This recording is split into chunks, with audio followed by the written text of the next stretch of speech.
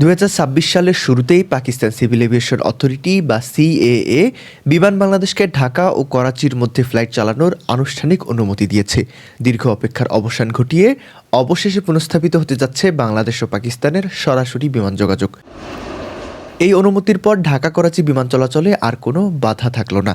পাকিস্তান সরকারের সম্মতির পরেই দেশটির সিভিল এভিয়েশন বিমান বাংলাদেশকে এই রুটে অপারেশন শুরুর অনুমোদন দিয়েছে।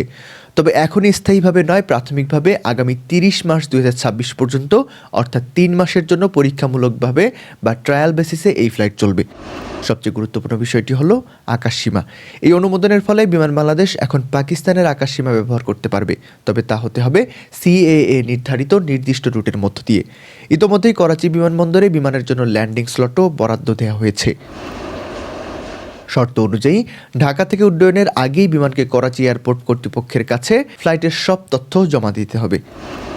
সাম্প্রতিক সময়ে এটি দুই দেশের এভিয়েশন খাতের সবচেয়ে বড় মাইলফলক। সরাসরি এই ফ্লাইট চালু হওয়ার ফলে দুই দেশের ব্যবসা বাণিজ্য, সাধারণ মানুষের যোগাযোগ এবং সরকারি পর্যায়ে সম্পর্ক উন্নয়নে নতুন গতি আসবে। 3 মাসের এই ট্রায়াল সফল হলে ফ্লাইটটি স্থায়ী রূপ নেবে বলে আশা করা হচ্ছে।